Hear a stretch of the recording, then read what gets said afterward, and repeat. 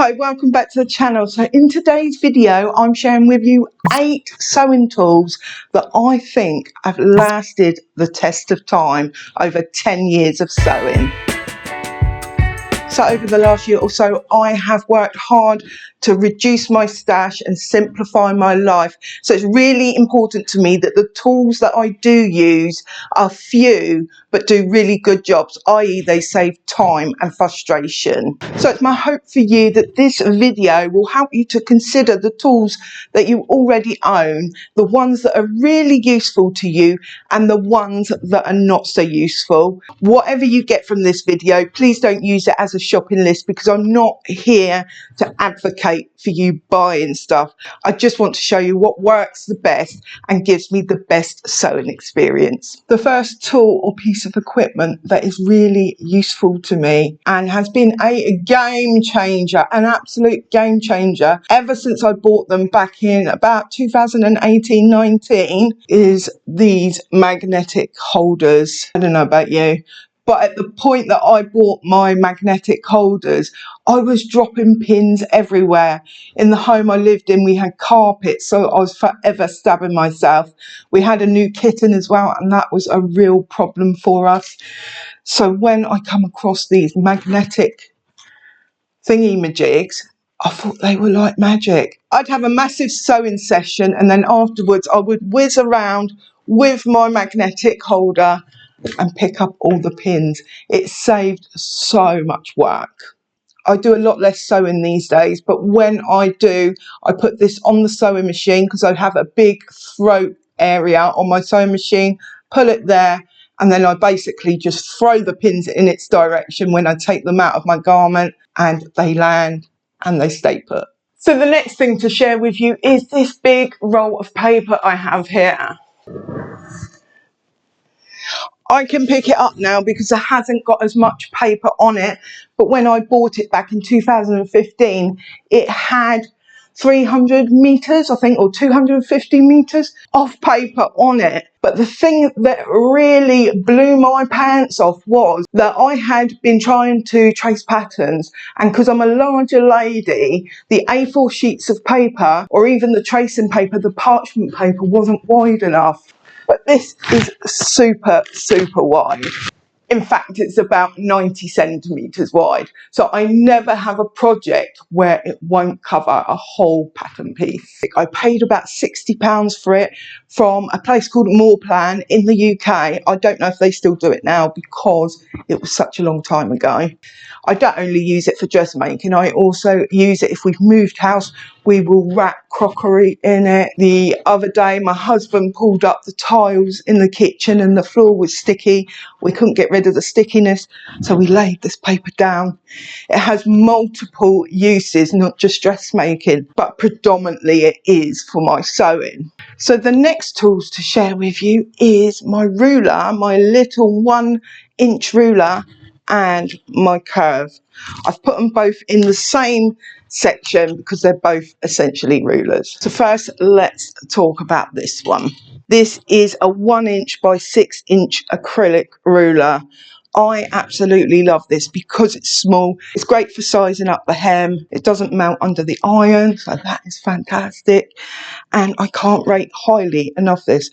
I had one before. I broke it and I repurchased it because I love it so much. Let's move on to the curve. Over the years of sewing, I have purchased a number of different curves. I think I've had about 3 different ones. This one's a small, flimsy one, cheap one, cost about £2.99. Can't remember when I bought it. It was many years ago, maybe 2016. Just got it because I was in the habit of buying all the sewing things at the time, and I didn't use it for a year. But when I started using it, it was so good. I had a big curve, like one of those master ones, and I did use it, but not very often because it was big, it was clunky. I just could not be bothered to get it out. So sometimes I would just get this one out. And while it is one of my most used tools, do you actually need one? Probably not. You could make one out of cardstock yourself. There's lots of patterns for free that you can download on the internet, or you could use a plate or a cup or a glass to get those rounded corners, or you could even freehand it. So what I said just now about DIYing your own ruler, that's a really good way to save money and save buying more rubbish, especially if you're into sustainability like I am. Before we get on to the next tool, I just want to say that I would urge you to have a look around your home and see what you can use in your home for tools. It may be using plates to draw circles.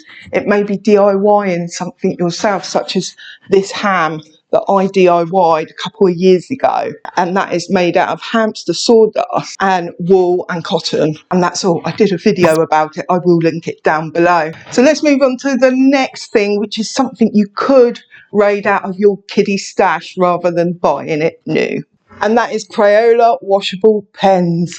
So I saw these in my local supermarket and picked up a packet of 10. Because they're washable, they're exactly the same as the washable dressmaking pens, except they're a lot cheaper.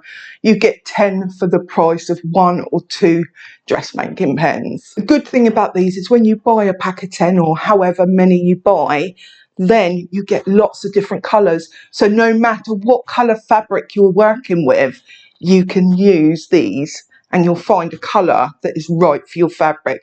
I will just say as a disclaimer, do run a test before you go marking your apex, because you don't want a big purple blotch turning up when you're out at some do you? But I'm running a test here to show you. I'm writing on this little piece of fabric. It's going in the washing machine overnight.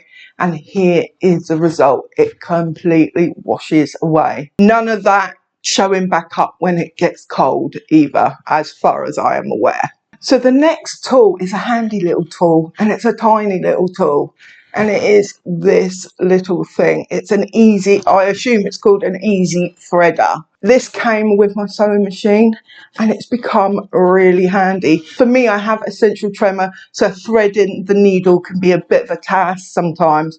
When I do have trouble, and these glasses really help, they should have been a tool as well. But when I can't thread a needle, I put this in the needle, put the thread through this and then pull it through. Job's a good one. You can see the demonstration now. I don't advocate going out to buy stuff, but these are going to be really cheap and they're going to be really handy and save a lot of frustration, which is what we're after with these tools. If you're liking this video so far, give me a like down below, because that shows me the type of content that you do like, and consider purchasing me a coffee. Details down below. On with the next thing, and that is these dice pattern weight. I bought these probably 2014. We'd gone on holiday to a seaside resort and they had these in the gift shop. They're really heavy and they're made of sandstone, and it's a little memento for pattern weights. I know some people use washers and that is an option, but for me they were not really heavy enough. I would have had to stack 5 or 6 together to get the same kind of weight as this. So this next one is for you plus size ladies out there. It's really helped me and I think it can help you too. And that is an extra long tape measure. I think they normally go up to 1 metre.